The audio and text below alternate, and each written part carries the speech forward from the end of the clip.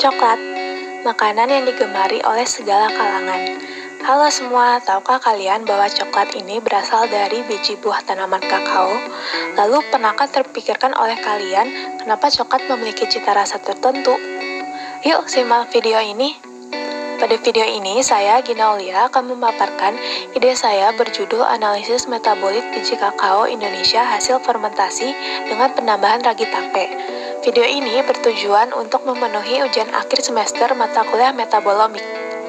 Indonesia merupakan salah satu negara yang memproduksi kakao terbanyak di dunia.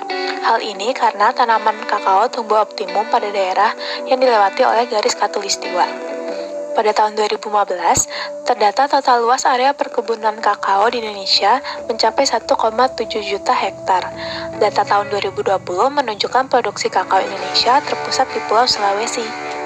Secara garis besar, proses produksi bahan dasar kakao terdiri dari beberapa tahapan. Biji buah kakao yang telah dipanen akan difermentasi selama 2 hingga 8 hari, kemudian dikeringkan. Setelah itu dilakukan pembersihan dan pemanggangan. Terakhir dilakukan penggilingan yang menghasilkan kakao nib sebagai bahan dasar. Buah kakao memiliki daging buah yang mengandung senyawa-senyawa yang sesuai untuk pertumbuhan mikroba seperti glukosa dan asam sitrat.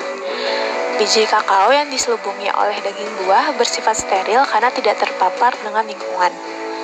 Fermentasi biji kakao sendiri berjalan dalam 2 fase. Fase pertama merupakan fase anaerobik, ketika biji kakao masih diselubungi oleh daging buah. Pada fase ini, mikroba seperti ragi akan mendegradasi karbohidrat sederhana menjadi etanol, dan terdapat bakteri asam laktat yang akan mendegradasi asam sitrat menjadi asam laktat. Kemudian, ketika daging buah sudah terdegradasi sempurna, biji kakao akan terekspos dengan lingkungan dan terjadi fase aerobik.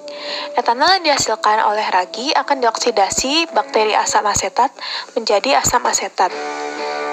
Aktivitas mikroba yang terjadi selama fermentasi ini akan membangun rasa dan karakteristik kakao, seperti penghasilan senyawa aroma oleh ragi.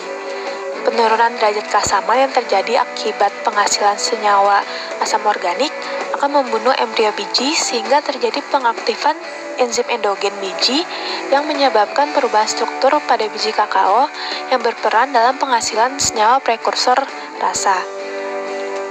Pada umumnya, fermentasi biji kakao terjadi secara spontan. Mikroba-mikroba yang berperan dalam fermentasi berasal dari udara, alat, dan tangan pekerja. Karena perannya dalam fermentasi, jumlah mikroba yang terlibat dalam fermentasi akan mempengaruhi keberjalanan fermentasi. Oleh karena itu, penambahan kultur mikroba dalam fermentasi biji kakao digunakan untuk menciptakan kondisi fermentasi yang terkontrol. Namun, penggunaan kultur murni mikroba membutuhkan biaya yang lebih serta pembuatan dan penyimpanan yang sulit. Ragi tape merupakan inokulum atau starter yang digunakan untuk fermentasi tape. Ragi tape mengandung beberapa mikroba dan terutama ragi, seperti Saccharomyces dan Rhizopus. Sebelumnya, sudah terdapat studi yang membuktikan bahwa ragi tape dapat digunakan untuk mempercepat proses fermentasi biji kakao, tetapi belum terdapat studi yang menganalisis metabolit maupun prekursor cita rasa kakao yang dihasilkan dari fermentasi menggunakan ragi tape. Akselerasi proses fermentasi ini juga diduga berkaitan dengan peningkatan kualitas kakao berdasarkan cita rasanya. Jika terbukti bahwa fermentasi dengan ragi tape akan menghasilkan lebih banyak metabolit, maka ragi tape dapat digunakan untuk fermentasi kakao secara lebih umum, di mana hal ini akan mempermudah petani karena mempercepat proses fermentasi dan meningkatkan kualitasnya. Oleh karena itu, tujuan dari penelitian saya adalah untuk menentukan pengaruh penambahan ragi tape dalam fermentasi biji kakao terhadap metabolit yang dihasilkan dibandingkan dengan fermentasi spontan. Dengan hipotesis berupa metabolit yang dihasilkan ditemukan dalam jumlah yang lebih banyak pada fermentasi dengan ragi tape dibandingkan pada fermentasi spontan. Selanjutnya adalah rancangan penelitian yang saya susun. Dimulai dari persiapan sampel kakao, kemudian dilakukan ekstraksi, lalu analisis dengan gas kromatografi mass spektrometri, dan hasil yang didapatkan akan dianalisis secara statistik.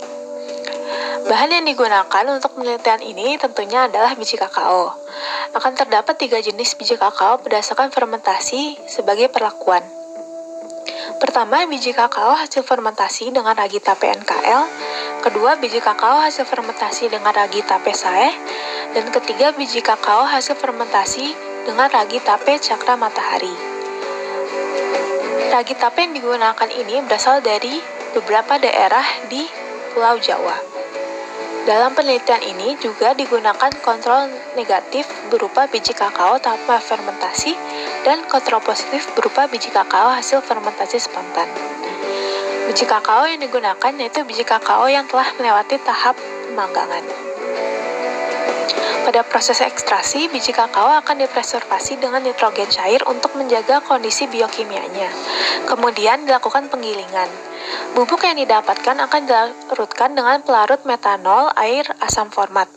Kemudian divortex dan diinkubasi dalam es dan dilakukan vortex secara berkala.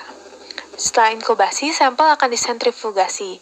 Supernatan hasil sentrifugasi akan dikeringkan dalam lemari asam, kemudian dalam pompa vakum dan dilakukan freeze drying.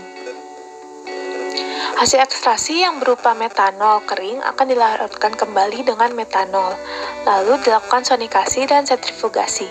Supernatan dihasilkan dari sentrifugasi akan dianalisis menggunakan gas kromatografi dengan mass spectrometry.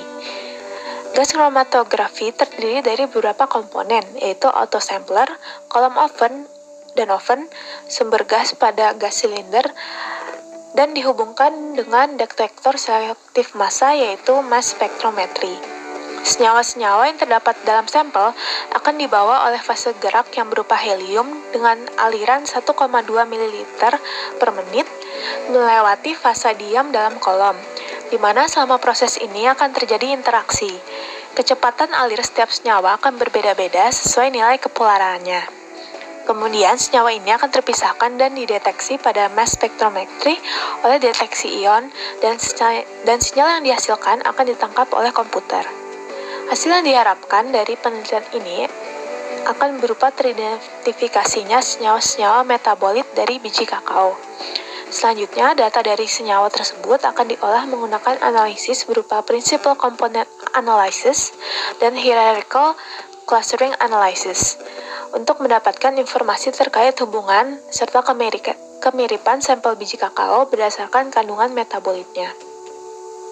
Dari penelitian yang saya rancang, berikut adalah rencana anggaran biaya yang dibutuhkan. Didapatkan total biaya sebesar Rp390.780. Kemudian, berikut adalah sumber yang saya gunakan dalam penyusunan penelitian ini. Jadi, sampai di sini dulu video dari saya. Terima kasih dan sampai jumpa.